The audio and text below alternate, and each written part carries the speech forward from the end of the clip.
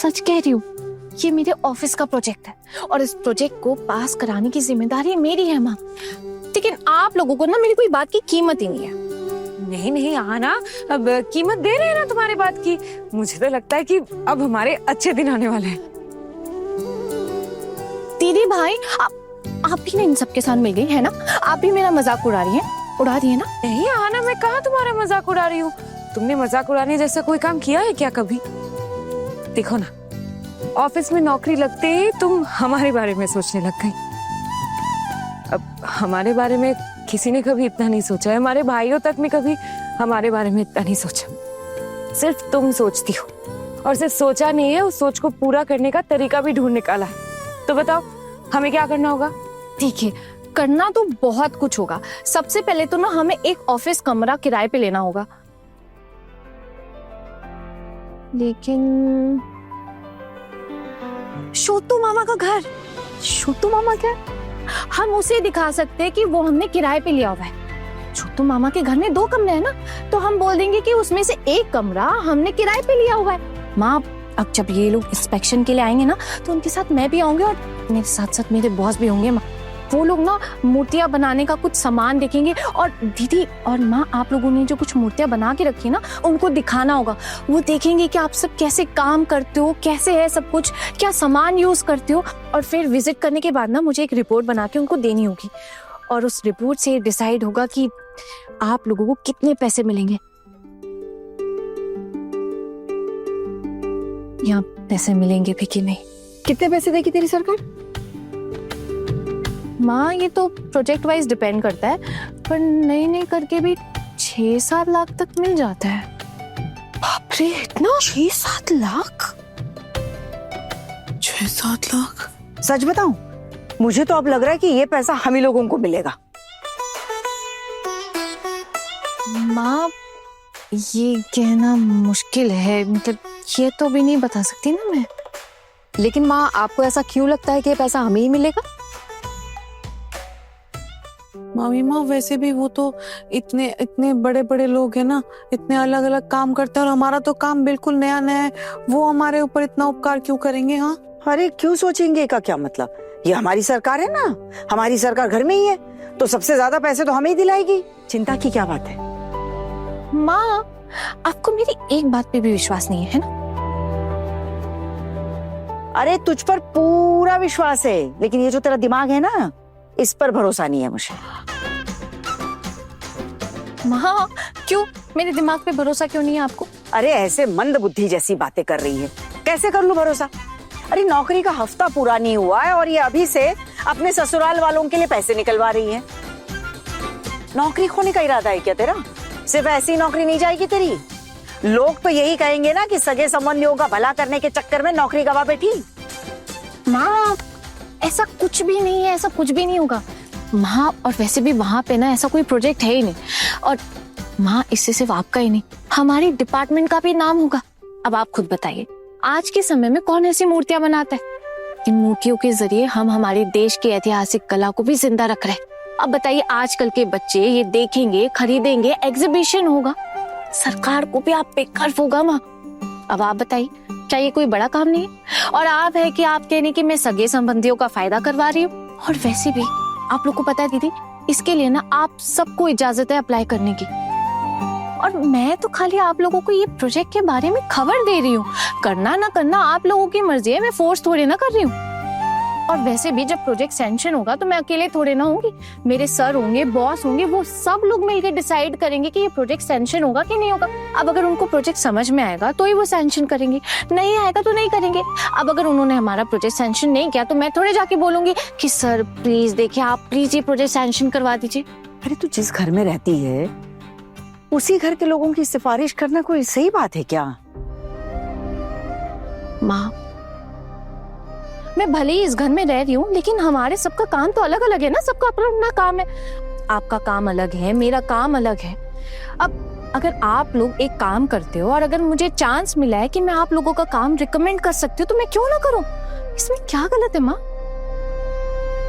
देख छोटी बहू, तू कुछ ऐसा मत कर बैठना जिससे कि हम लोगों को शर्म के मारे लोगों के आगे सर झुकाना पड़े, समझी? अभी नई नई नौकरी लगी है, अगर हमारी किस्मत में हुआ तो किसी और तरीके से काम ढूंढ ही लेंगे। देख, तू हमारे लिए ना अपनी काम की जगह पर इज्जत मत गंवाना। तेरी ईमानदारी पर कोई उंगली नहीं उठनी चाहिए, याद रहे। ये सब नहीं सहा जाएगा वरना मुझसे। देखा आना, हम तुझे मुश्किल में डालकर कोई भी काम नहीं करेंगे, ये बात तू समझ ले। सही बोल रही है जीजी। वैसे भी अब तो बिक्री भी शुरू हो गई है, ऑर्डर भी मिल ही रहे हैं और आगे भी मिलेंगे। तू इतनी फिक्र मत कराना। छोटी, बड़ी माँ जो बोल रही है ना, ये भी एकदम जायज है। तूने एक बार सोच लेना। हाँ, लेकिन मुझे लगता है कि आहाना ये सब अच्छे से समझती है, वो थोड़ी ना ऐसे कुछ बोलेगी। अब हमारी छोटी बहू में इतनी भी अकल नहीं है क्या? हाँ हाँ, अकल तो बहुत है। बेवकूफ तो नहीं हूं ना, मुझे जो लगा मैंने बोल दिया। तू अपना काम संभाल, मुझे क्या। अगर हो गया तो हमारा ही भला होगा, हम अपना काम जमा लेंगे और फिर जिंदगी के इन आखिरी पलों में हाथ में थोड़े पैसे होंगे। सारी जिंदगी किसी ना किसी के भरोसे ही बीती है, पहले पिताजी, फिर पति और फिर बेटे। अगर इस उम्र में थोड़े से पैसे हाथ में रहेंगे तो अपने पैरों पर खड़ी हो जाऊंगी और अपने साथ साथ मेरी बहुएं भी अपने पैरों पर खड़ी हो जाएंगी। फिर आकर कोई धमकी नहीं देगा कि मैं तुम लोगों का खर्चा नहीं उठाऊंगा, बल्कि फिर हम ही और 2 लोगों को अच्छे से पाल पाएंगे और फिर उन्हें भी दिखा देंगे कि अब उनके पैसों की कोई जरूरत नहीं है हमें। बिल्कुल माँ। आपको पता है माँ, मैं भी यही देखना चाहती हूँ। आज मुझे नौकरी मिली है, महीने के आखिरी में तनख्वाह मिलेगी। मैं चाहती हूँ कि मेरी ये जो दीदियाँ है ना, मैं चाहती हूँ कि मेरी दीदियाँ भी मेरी तरह अपनी क्षमता के हिसाब से कमाए। मैं चाहती हूँ कि पूरी दुनिया को पता चले कि आप सब में कितना पावर है, कितनी स्ट्रांग है आप, कितनी प्रतिभाशाली है ये। और माँ, उम्र बढ़ जाने से कोई इंसान खत्म नहीं हो जाता, उसकी कला खत्म नहीं होती। माँ, आपको देखकर तो दूसरे लोगों को हौसला मिलेगा, इसलिए तो मैं ये सब कर रही हूँ माँ। और आप लोगों को पता है, मुझे ना पूरा विश्वास है कि मेरे ऑफिस वालों को जब इस प्रोजेक्ट के बारे में पता चलेगा ना, और जब वो खुद ये देखेंगे तो उनका अपने आप मन बन जाएगा। और एक और बात बोलूं, मुझे ना उन्हें कुछ कहने की जरूरत ही नहीं पड़ेगी फिर।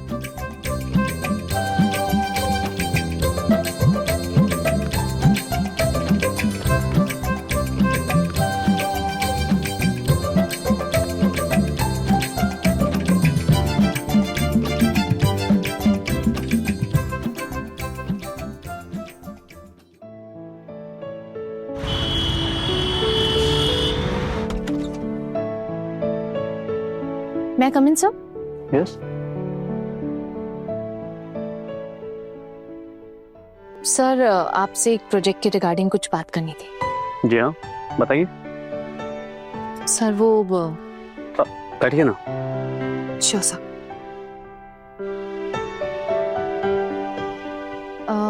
सर वो आपको याद है पिछले दिन मैंने मेंशन किया था एक बुजुर्ग महिला के बारे में, उसके अंदर 4 और महिलाएं काम करती है मूर्ति बनाने के लिए। सर, अब आप भी जानते हैं कि मिट्टी की मूर्तियां बनाना हमारी संस्कृति का भी एक अहम हिस्सा है। सर, मेरा मतलब है कि जिन महिलाओं की मैं बात कर रही हूँ ना आपसे, सर वो ना हर रोज नए नए तरह के गुड्डे गुड़िया बनाती हैं और खुद सप्लाई करती हैं। सर वो एक्चुअली वो सारी महिलाएं हाउसवाइफ्स हैं और इस बिजनेस के थ्रू वो खुद अपने पैरों पे खड़ी होना चाहती है। ब्रिलियंट। तो क्या उन्होंने हमारे प्रोजेक्ट के लिए अप्लाई किया है? नहीं सर, अप्लाई तो नहीं किया है। एक्चुअली उन्हें इन सब के बारे में ज्यादा नॉलेज नहीं है सर। पर सर अगर हम उन्हें ये प्रोजेक्ट अप्लाई करवाने का सोच सकते हैं, अगर आप कहें तो क्या मैं ये बात उन्हें बता दूं? सर देखिए, इससे ना हमारे प्रोजेक्ट में हमें वेरिएशन भी मिल जाएगा और सर ये लोग बहुत ऑनेस्ट है, बहुत ईमानदारी से अपना काम करेंगी। अगर ऐसा है तो हम उन्हें अपने प्रोजेक्ट के लिए इनवाइट कर सकते हैं, पर आप एक बार देख लीजिए कि क्या वो एक काम कर पाएंगे या नहीं। फाइनेंशियल अप्रूवल में कुछ एम्बर्गोस होते हैं, और अगर वो ये सब मेंटेन करके वो ये सब काम कर सकते हैं और अगर उनका पेपर्स भी सब सही हो तो हमें प्रोजेक्ट अप्रूव करने में कोई एतराज नहीं होगा। अब सर पेपर्स का कोई इशू नहीं होगा सर। एक्चुअली उन्होंने ना अपना बिजनेस अभी अभी शुरू किया है, तो एकदम नए हैं। आप समझ लीजिए कि बिल्कुल नया बिजनेस है सर। फिर भी वो लोग ने ना अपना बिजनेस बहुत अच्छे से शुरू किया है और इतने कम टाइम में ना उन्हें काफी सारे कई जगह से ऑर्डर्स भी मिलने लगे सर। अगर ऐसे में मतलब शुरुआत में ही अगर हम उन्हें अपने अंडर ले लेंगे तो ये हमारे लिए भी एक बहुत बड़ा माइलस्टोन साबित हो सकता है सर। बस सर इसीलिए सोच रही थी कि उन्हें अप्रोच किया जा सकता है कि नहीं।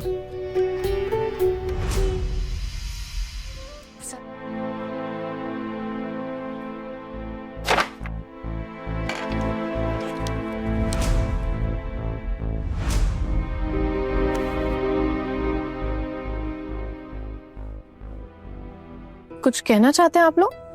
हाँ बिल्कुल। आप सरप्राइज विजिट पे गई थी। हाँ गई थी और यही मेरा काम भी है और इसके लिए मैं किसी को आंसरेबल नहीं हूं। लेकिन मैडम आपने कहा था कि हम में से किसी को आप साथ लेकर जाने वाली हो। कहा था और नहीं लेकर गई तो क्या कोई दिक्कत हो गई? मैं क्या मजबूर हूं कि मुझे आप लोगों को अपने साथ लेकर ही जाना पड़ेगा?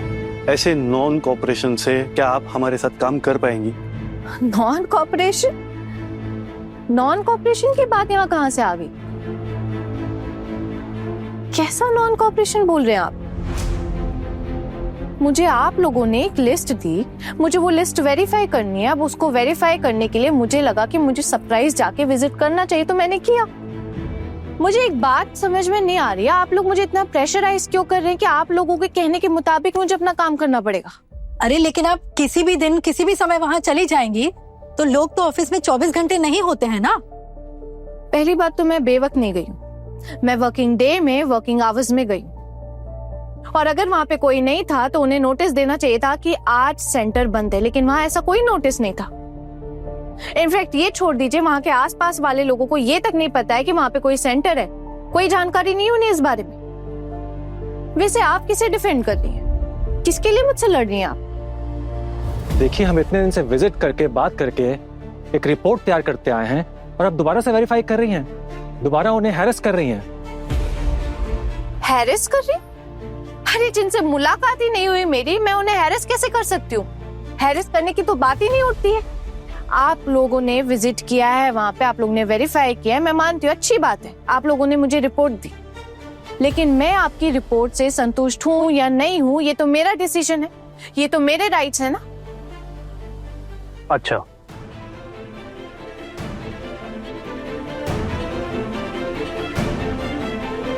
आप लोग इतना स्टेक क्यों ले रहे हैं? आप लोगों का जितना काम बनता है आप उतना कीजिए। अगर इन्हें लगता है कि ये एक और विजिट करके एक रिपोर्ट और देना चाहती है तो इसमें आपको क्या प्रॉब्लम है? हम तो यहाँ से नोटिस डिपार्टमेंट के और ऊपर तक भेज सकते हैं। अगर किसी भी प्रोजेक्ट में डिपार्टमेंट की ओर से सरप्राइज विजिट होता है तो मैं गलत पोजीशन में फंस सकता हूँ। सर किसी दिन किसी को कोई इमरजेंसी भी तो हो सकती है ना। हाँ हो सकती है।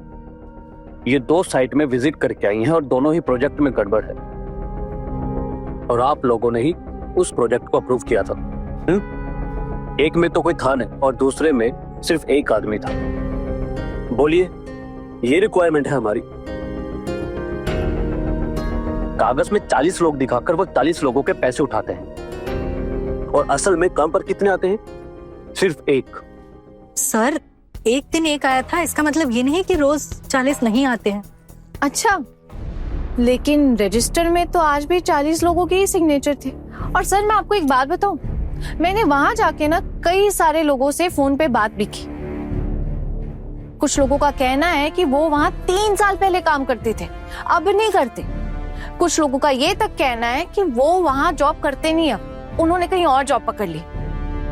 यहाँ तक कि किसी ने तो ये तक कह दिया कि वो वहां काम ही नहीं करना चाहते। अब मुझे समझ नहीं आता कि ये सब क्या चल रहा है और आप सब लोग ऐसे लोगों को प्रमोट कर रहे हैं।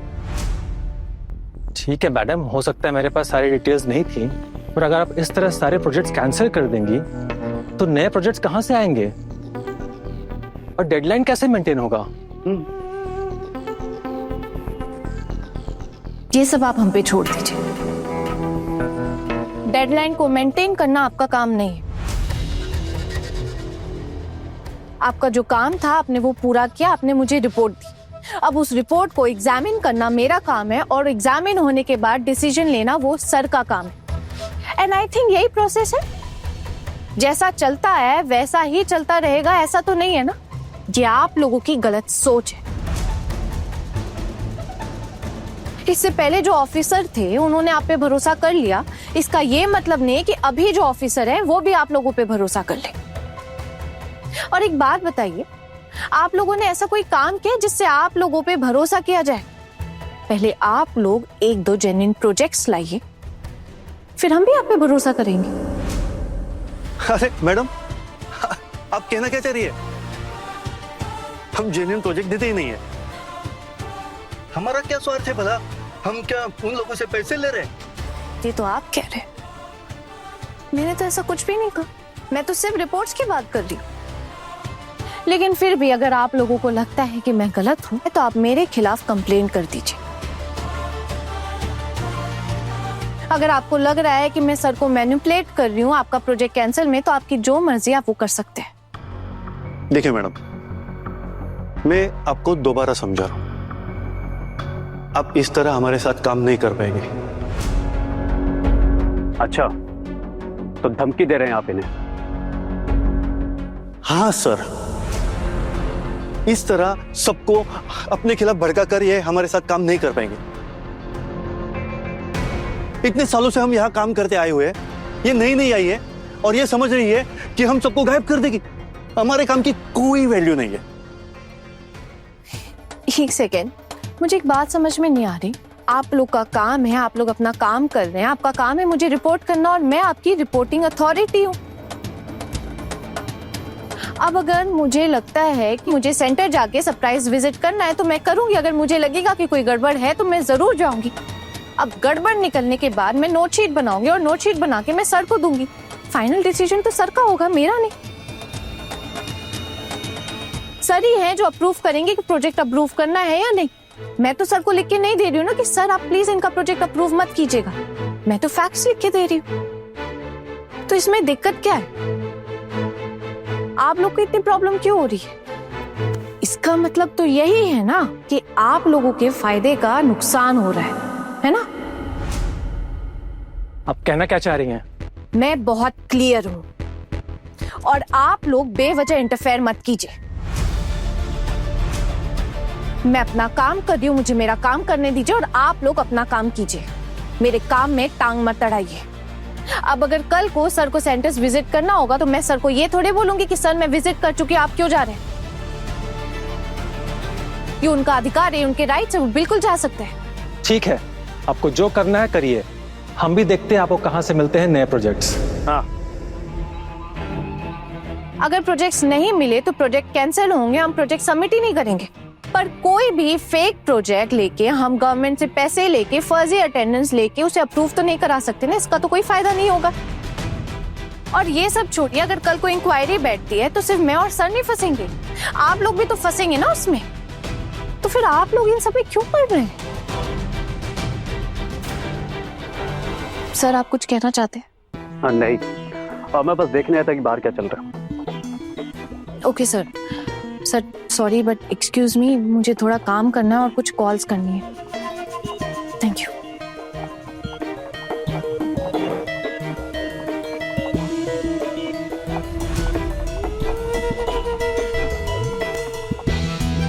और कुछ भी बाकी है क्या कहना? अब इस तरह तो यहाँ काम नहीं कर पाएंगे। ठीक है, फिर मैं भी आपको चैलेंज करती हूँ कि मैं यही काम करूंगी और मैं अपना काम छोड़कर जाने वालों में से नहीं।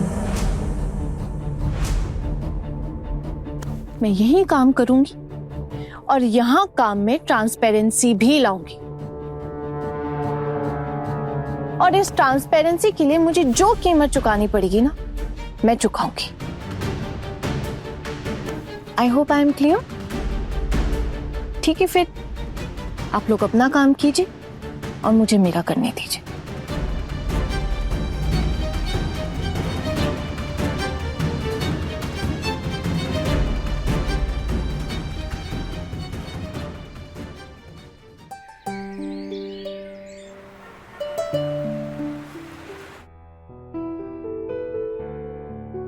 एक्सक्यूज मी, ये गांगुली सर का कैबिन किस तरफ है बता सकते हैं? ठीक, आइए आइए आइए।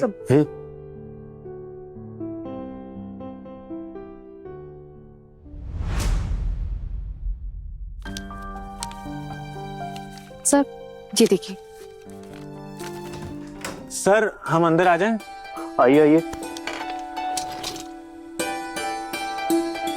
आराम उधर। सर इनके बारे में ही बात कर रही थी।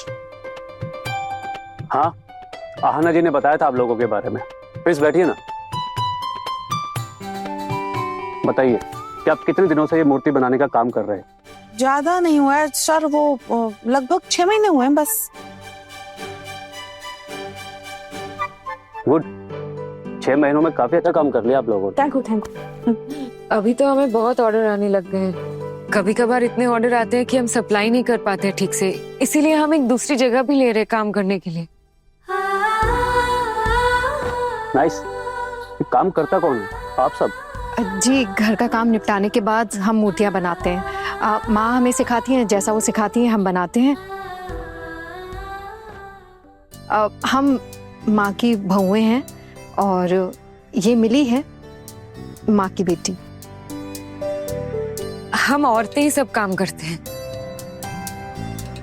सो आपका फ्यूचर प्लान क्या है? ऐसा कोई प्लान वलान नहीं है। दरअसल बचपन में शौक था मूर्तियां बनाने का, तो बस वहीं से सीख लिया था। लेकिन अब जब जरूरत पड़ गई तो वही सीख काम आ रही है। आपको पता है बाबू, जब हमने पहली बार ये मूर्तियां दुकान में दी थी ना, तब बहुत नुकसान हुआ था, उनका भी और हमारा भी। क्योंकि मूर्तियां कच्ची रह गई थी, तो अच्छे से सूखी नहीं थी ना, तो टूट गई थी। दुकानदार कोहन को नुकसान भरपाई के लिए उसने बांध कर रख दिया था।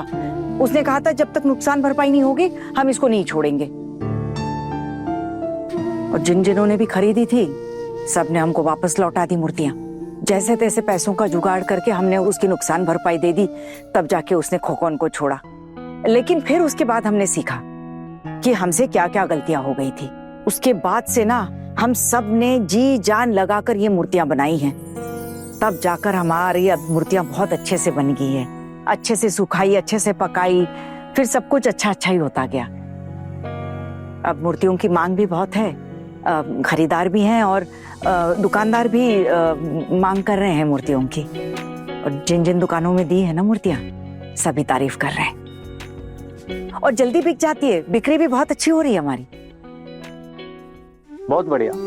अगर हम आपको फंड दें तो आप अपना काम और बढ़ा सकते हैं और आप लोगों का बहुत फायदा होगा। हाँ, जो आपको ठीक लगे बाबू।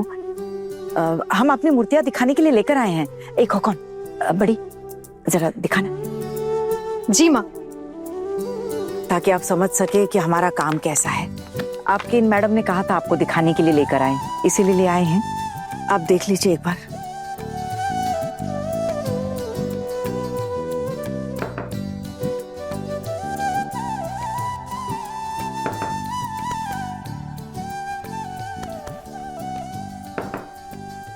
बड़े घर की छोटी बहू शाम 9:30 दंगल टीवी पर।